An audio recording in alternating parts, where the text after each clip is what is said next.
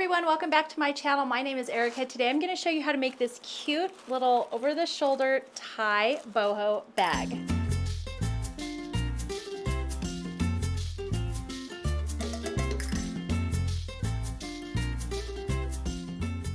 So this bag is super cute. It's the perfect size for a pool bag, a book bag, a craft bag, or even your purse. This is really fast and easy to make. We're gonna get started in just a sec, but I did want to show you a couple of the features. So we've got this cute little tie top. The pattern has you cutting your outside panel out of a solid piece of fabric, but one thing I wanted to mention is you could absolutely piece together a panel of just scraps, even a patchwork panel, and then just cut your shape out. The other fun thing it has is a little tie enclosure, and then it does have a pocket on the front, and then you'll see when we get started there's also a pocket on the inside. But look how cute that is. You just put it right over your shoulder. Perfect book bag, market bag, little purse, or even something to bring to your next craft meeting. All right, let's go ahead and get started with this fun tutorial. All right, supplies for this are really easy. You just need 2 yards of fabric, 1 yard for your outside, 1 yard for your lining. You're also going to need some interfacing.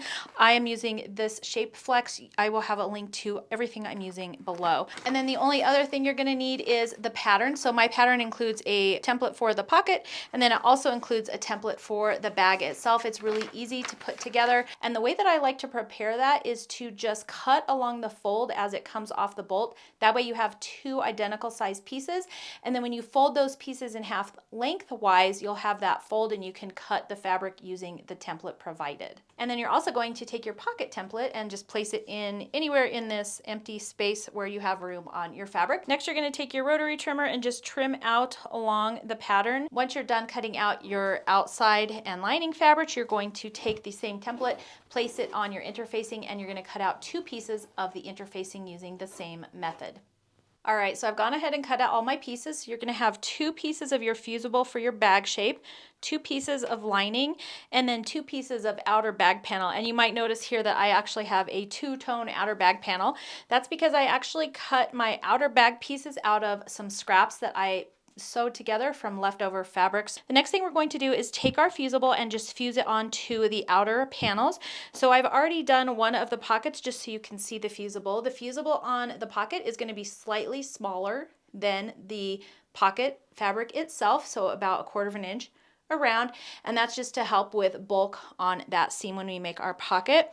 I'm going to do the same thing fusing the bag fusible piece to the outer panels of my bag. Okay, so here is my panel, and I've just fused my interfacing on the back side, so that's ready to go, and I've made 2 of these outside panels. We're going to set those aside, and next we're going to work on the pocket. And then one quick tip, if you've never used fusible, one side will be nice and smooth, one side will have bumps on it. The bumpy side is the side with the glue, so you place that face down onto the wrong side of your fabric and then just press as directed with the instructions on the packaging, and then that'll just fuse in place and it'll just give you a little bit of extra stability. Okay, so next we're going to take our outer panel with the fusible and our lining panel for our pocket. We're going to place those right sides together. So we're going to sew all the way around all sides using a 1/4 inch seam allowance. I am going to leave about a 2 to 2.5 inch opening here to turn my pocket right side out.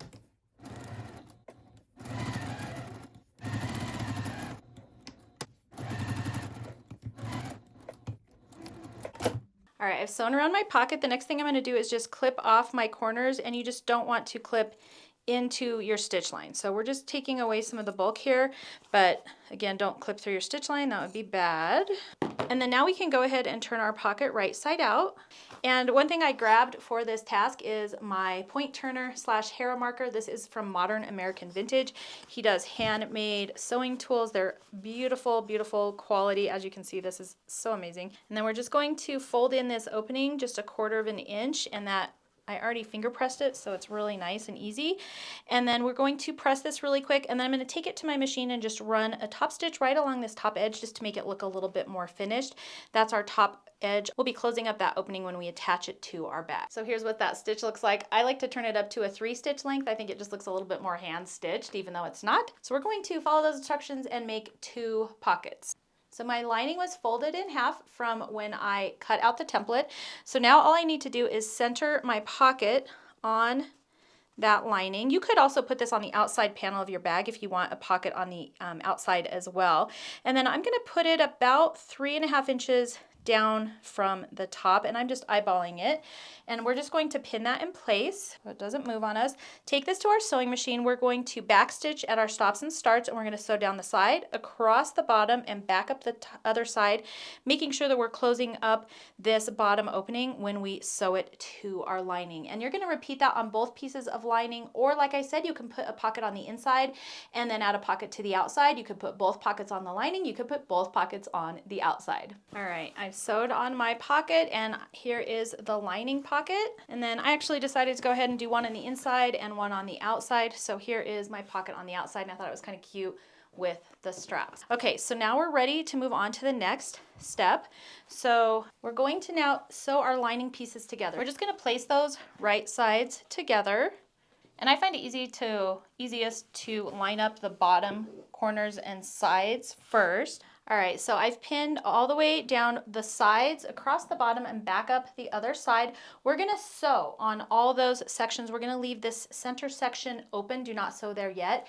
And then for the lining, we're actually going to leave an opening down here about 6 inches to turn our bag right side out. So you're gonna backstitch here and here, leave this open, and then sew down the bottom and up the side, down the bottom and up the side.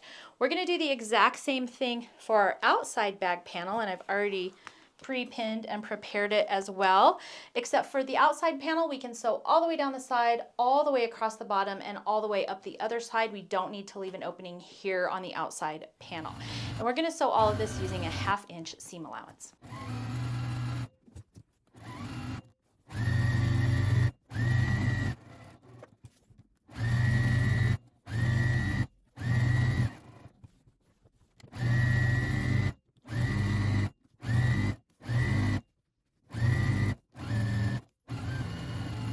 So here are my lining and outside panels. I've sewn them down the bottoms, up the side, and again, don't forget to have that opening in the bottom of your lining so that you can turn your bag right side out when you're all done. The next thing we're going to do is we're going to box the bottom corners, and this is totally optional. You don't have to do this. The bag is actually really cute even if you don't do this, but if you don't do this, I would potentially just round the corners of the bags and just do them the same on both sides. You can use something like a cup to just trace a curved edge, or a dinner plate, and that way it would just give your bag a little bit more of a cute bottom. But we're going to box our bottoms, and in order to do that, we're going to line up the side seam with the bottom seam. So I'm just sticking my hand inside there and making it into this triangle shape, just like that. So I'm just going to finger press this seam here and this seam here, and that way we have just a nice flat area to work with. We're going to also do the same thing with the opposite corner. So again, just reach in there and pull those seams so that the bottom and side seam are matching. So here we've got this corner, and then I've gone ahead and pressed this corner as well. Just fold this one out of the way. So we're going to line up our 2.5 inch point with the point on our fabric. We're going to line up the diagonal line on our ruler with the fold of the fabric, and then this 2.5 inch line should also be lining up with our seam here. And then all we're going to do is just make a line going right across there. I'm going to throw a couple pins in place just to hold it in place so it doesn't move when I go over to my sewing machine. And then when I go to my sewing machine, I'm going to backstitch at my stop and start, and I'm going to sew directly on that line. I'm going to do the exact same thing to my other corner. So here's my lining ready to go. I'm going to do the same thing on the outside bag panel. And you can make this any size box bottom you want, just whatever you do on your lining, make sure you do the same exact measurement on your main bag panel.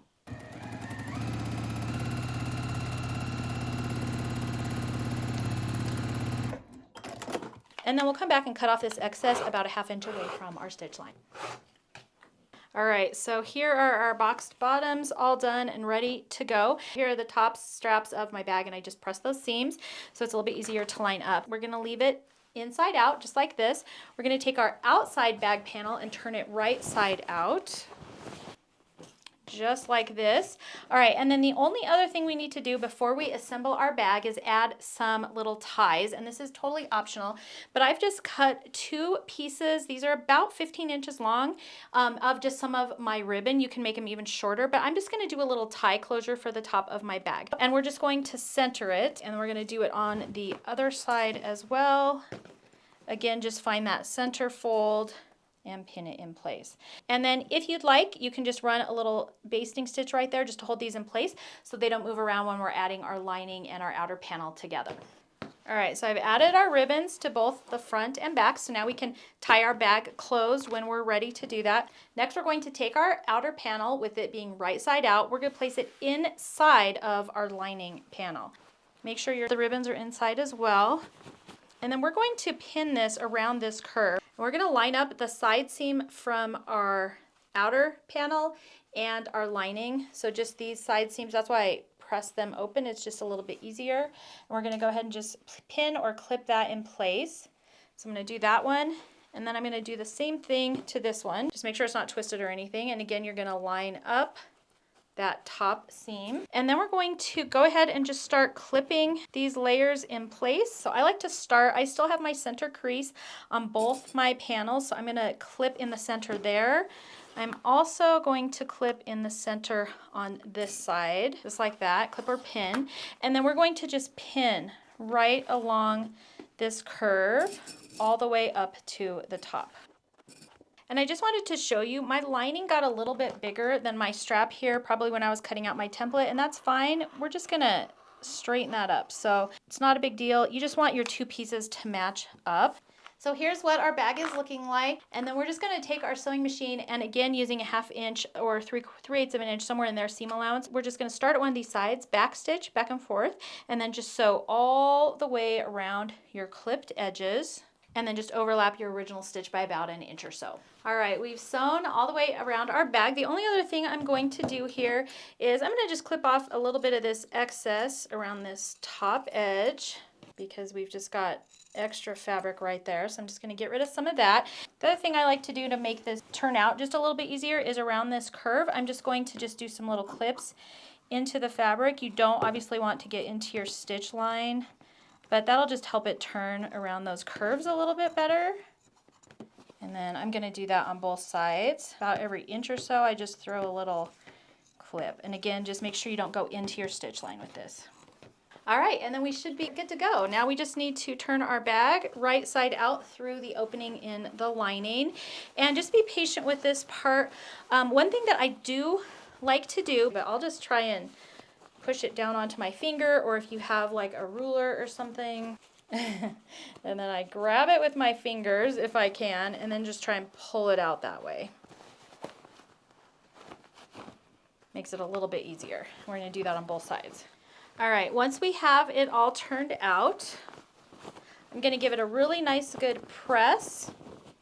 And the other thing we're going to do is we're going to close up this opening down here. So I'm just going to press it in, finger press it in, that 1/2 inch seam allowance. And then just, you can either hand stitch, or I'm gonna machine stitch across that to close up that opening, and then we can tuck it down inside of our bag. All right, I've just pressed everything really nice and neat, and you might have to just kind of wiggle those edges out just so they line up really nice. The last thing we're going to do is just take this to our machine, and I'm just gonna run a top stitch all the way around this curved edge. It just helps keep the lining in place. It just makes it look a little more finished. And then the only other thing you wanna be careful of is just don't sew over your tie straps. All right, and we can just tie our little strap. We've got our pocket out front, we've got a pocket inside, and then the last thing we need to do is just tie our top straps. And I just tie these in a little bow, not a bow, a knot up here at the top, and you can make them as long or as short as you want.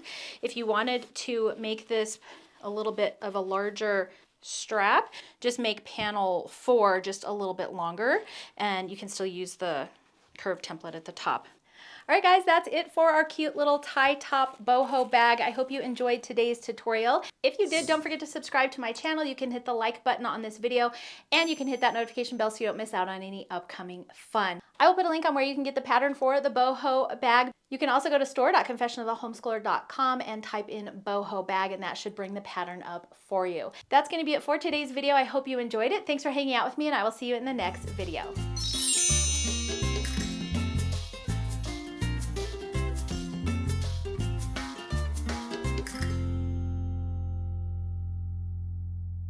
I have mine stuffed with tissue paper, and then you'll see when we get going, oh my gosh, I'm hot. But it's just super cute. You can just put it right over your shoulder. Let me see if I can scoot this out. The SF101 shape. I'm using SF101 Shape Flex. Next, you're going to take your rotary trimmer and just trim. Whoops. Good Lord. So we're going to make 2 pockets. This one's upside down. All right, let me get rid of this pin because it's poking me and put a clip there. If you did, please make sure to, can you tell that I'm sweating? It's so hot in here. It's like 100 degrees outside, guys.